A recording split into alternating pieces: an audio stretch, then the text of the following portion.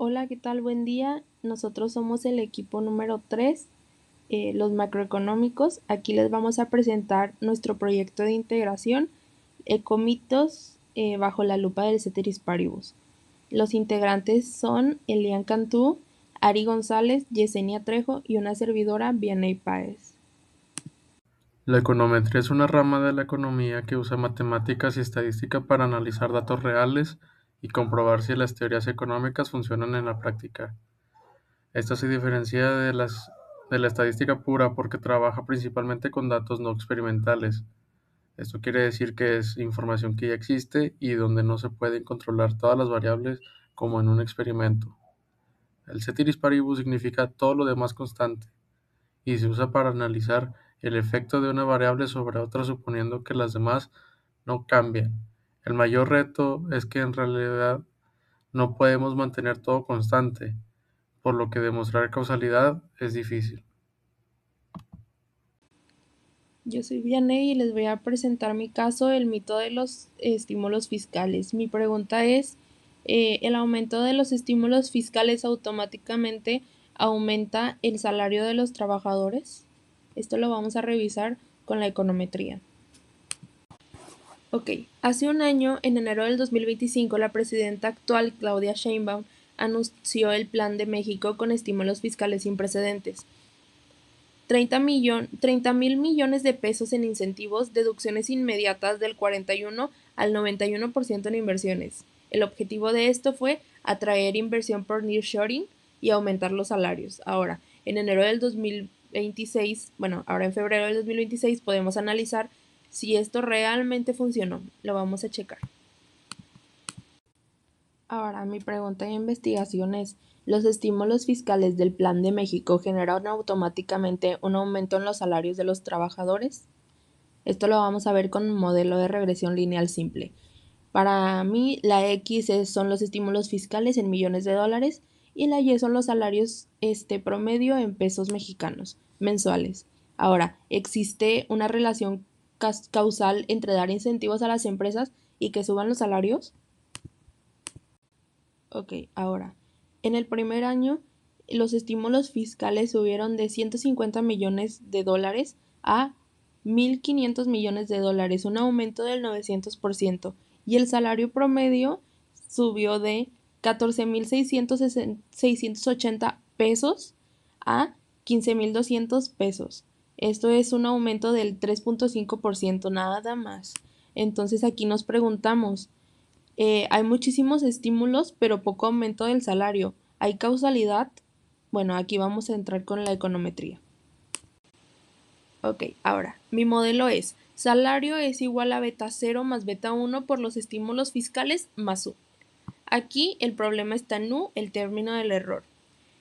Los factores ocultos que afectaron el resultado puede ser a quién le benefician los estímulos, ya sea a los accionistas o a los trabajadores, los aranceles de Trump del 25% que entraron en marzo del año pasado, el tipo de industrial que llegó, el salario mínimo que subió el 20% en 2024, la inflación regional desde el 2025. Si estos factores no son constantes, beta 1 está sesgado, o sea, no hay otra manera de verlo. Ahora les voy a mostrar cómo funciona el sesgo con números reales. Una empresa recibe estímulos y se ahorra 27 millones de pesos en impuestos. Hay dos opciones. La opción A reparte este dinero entre 1.000 de sus trabajadores, o sea, les tocaría como 2.250 pesos extra al mes a cada uno. Y está la opción B, da el ahorro como dividendos a los accionistas extranjeros. Ahora, si elige la opción B, que es la más probable porque es lo que casi siempre pasa, observamos que hay muchos estímulos, pero cero aumento salarial.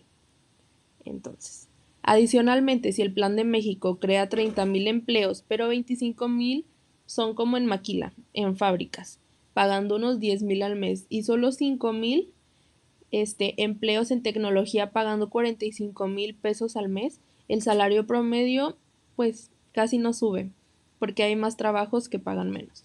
Esto es el sesgo. Atribuimos a estímulos que no funcionan cuando el problema real es a quién benefician estos estímulos. ¿qué tipo de empleos crean? ¿A quién se le da este tipo de dinero? Bueno, mis conclusiones después de un año del Plan de México es, número uno, los estímulos a empresas no garantizan aumentos proporcionales a los trabajadores. Número dos, múltiples factores confundieron los resultados como los aranceles de Trump, el salario mínimo, la inflación, la captura de beneficios. Y número tres, sin controlar no podemos afirmar causalidad. El Plan de México atrajo inversión, sí, pero mejores salarios automáticos es un mito econométrico. Aquí les presento mis referencias. Todo fue investigado. Aquí pues puse bastantitas referencias. Si gustan checarlos, están los links aquí. Hola, soy Elian Cantú y hoy analizaré el impacto de la inteligencia artificial en los salarios del sector tecnológico en México durante 2025. En enero del año pasado, medios nacionales reportaron una desaceleración en contrataciones del sector tech. Simultáneamente, casi la mitad de las empresas tecnológicas adoptaron la IA generativa. Esto generó debate. ¿La IA está reduciendo los salarios? Mi pregunta de investigación es la siguiente. ¿La adopción de herramientas de IA en empresas tech mexicanas ha causado la reducción en los salarios promedio de desarrolladores junior? Mi pregunta busca determinar si existe una relación causal entre la adopción de la IA y la reducción salarial en desarrolladores junior. Recopilé datos desde cerca de 85 empresas tecnológicas en Ciudad de México. Mi variable Y es el salario mensual promedio y X es el porcentaje de adopción de IA. Los datos muestran una correlación negativa aparente. Mi modelo relaciona el salario con la adopción de IA. Beta 1 captura cómo cambia el salario por cada punto porcentual de adopción de IA. El término de error contiene todos los factores que afectan el salario, pero no incluyen el modelo. Primero, la experiencia individual varía. Segundo, empresas grandes pagan más independientemente de la IA. Tercero, estamos en una recesión tech desde 2024. Cuarto, el nearshoring intensificó la competencia. También es el tipo de empresa, la gestión y la ubicación.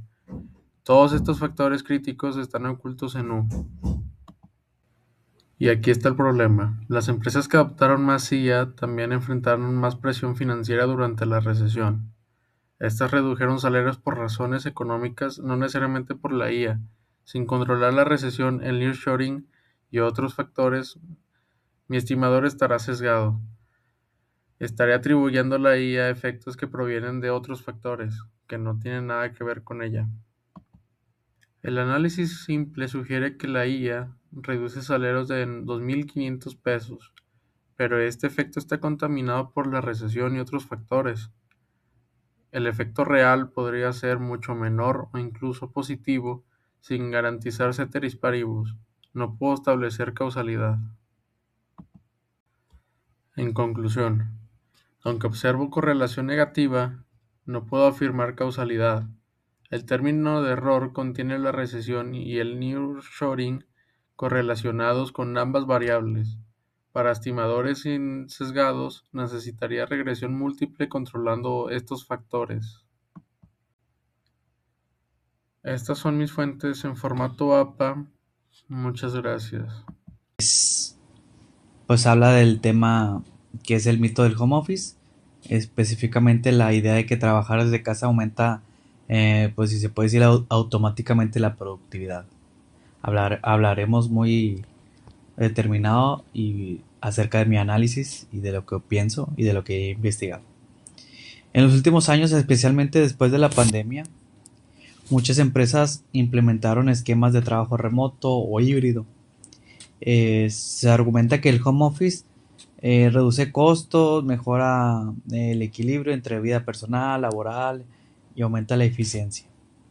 Sin embargo, desde mi punto de vista económico, pues yo siento que no basta con observar un cambio para afirmar que existe casualidad. Aquí es donde entra la econometría.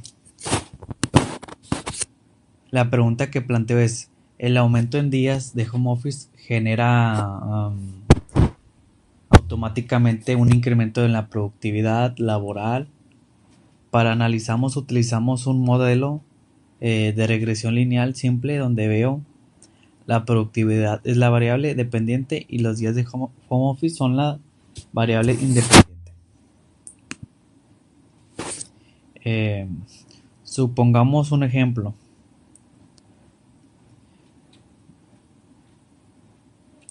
Un ejemplo, perdón. Antes del home office, la productividad promedio era de 100 unidades. Después de implementar 3 días de trabajo remoto, sube a 108 unidades, es decir, un aumento del 8%. Pero aquí surge la pregunta clave o que muchos están interesados. ¿El home office causó el aumento o hubo otros factores que influyeron? El modelo econométrico se representa como productividad igual a beta 0 más beta 1 por home office más el término de error. El problema está en el término de error que incluye variables que no estamos midiendo directamente. Pues un ejemplo sería el tipo de industria, la calidad del internet, la supervisión, la motivación individual, la experiencia y la cultura organizacional. Si estos factores estarán correlacionados con el home office, entonces el está uno está sesgado. Por ejemplo, las empresas tecnológicas suelen aplicar más trabajo remoto también, tienen empleados más capacitados. Entonces debemos preguntarnos, ¿es el home office lo que aumenta la productividad o es el talento del trabajador? Aquí aparece pues el problema del sesgo por variable omitida. Y mi conclusión pues sería que aunque los datos puedan mostrar una correlación positiva entre home office y productividad, no podemos afirmar casualidad si no se cumple la condición de ceteris paribus. Si otras variables influyen y no se controlan, el resultado puede ser sesgado. Por lo tanto, el mito que el home office aumenta automáticamente la productividad debe analizarse con cautela y a utilizar herramientas econométricas adecuadas. Bueno, esa es mi conclusión. Yo que estoy trabajando igual varios días de home office, sí veo que hay mucha productividad, pero más que nada es relación trabajo y vida, calidad de vida. Que eso es mi punto de vista que puedo decir y de analizar. En este caso vamos a analizar el mito de que aumentar el salario mínimo provoca mayor inflación. En ese contexto, en México en los últimos años el salario mínimo ha aumentado de manera importante, lo que ha generado un debate sobre si estos incrementos presionan los precios al alza, ya que se tiene la creencia de que si el salario mínimo sube, todo aumenta de precio. En este caso, nuestra pregunta de investigación es si el aumento del salario mínimo provoca inflación en México. No estamos preguntando si ambas variables suben al mismo tiempo, sino si existe una relación causal.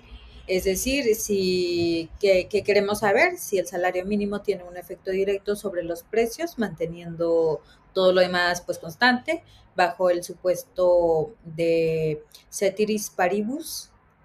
Esta pregunta es importante porque muchas veces en el debate público se asume la causalidad sin analizar los demás factores que también influyen en la inflación. Para analizar este caso, utilizamos datos oficiales del salario mínimo publicados por la Comisión Nacional de los Salarios Mínimos y datos de inflación del INEGI, comparando los del año 2023 y los de los 2024. Podemos observar que el salario mínimo aumentó pues, considerablemente, mientras que la inflación promedio se mantuvo muy estable. Esto pues, nos lleva a cuestionarnos si realmente existe una relación causal directa. Para analizar la pregunta de investigación, planteamos un modelo de regresión lineal simple. En este modelo, la inflación es la variable dependiente y el salario mínimo es la variable independiente. El parámetro beta 1 mide el efecto que tiene el salario mínimo sobre la inflación, es decir, cuánto cambiaría la inflación ante un cambio en el salario mínimo. Sin embargo, el modelo incluye un término de error que se representa con la U, que captura todos los factores que también afectan la inflación, pero que no estamos incluyendo explícitamente. El término de error incluye todos los factores que afectan la inflación y que no están explícitamente en el modelo. Por ejemplo, el tipo de cambio, el precio del petróleo, la política monetaria del Banco de México y choques internacionales. Si el salario mínimo está correlacionado con alguno de estos factores, entonces el supuesto de ceteris paribus no se cumple y el estimador se estará sesgado. Ceteris paribus significa mantener todo lo más constante. En la vida real, cuando aumenta el salario mínimo, también cambian muchas otras variables al mismo tiempo. Si no podemos aislar el efecto puro del salario mínimo, no podemos afirmar causalidad, solo correlación. En conclusión, aunque el salario mínimo pues, ha aumentado significativamente, los datos no permiten afirmar que esto cause la inflación automáticamente. Existen muchos más factores dentro del término de error que también influyen en los precios, por lo tanto, sin garantizar la condición de ceteris paribus, no es posible establecer una relación causal directa.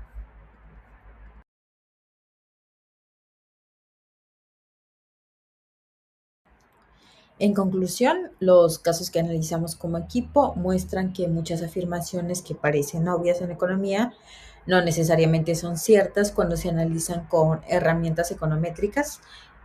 Cada uno evaluó un mito distinto utilizando un modelo de regresión.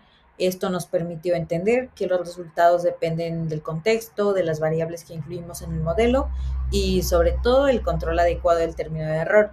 Aprendimos que dos variables que se mueven juntas no significa que una cause a la otra.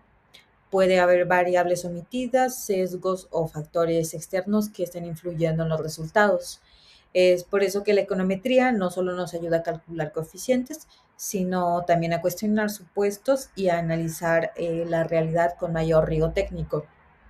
En resumen, correlación no es igual a causalidad, y la ceteris paribus es fundamental para poder hacer afirmaciones económicas sólidas.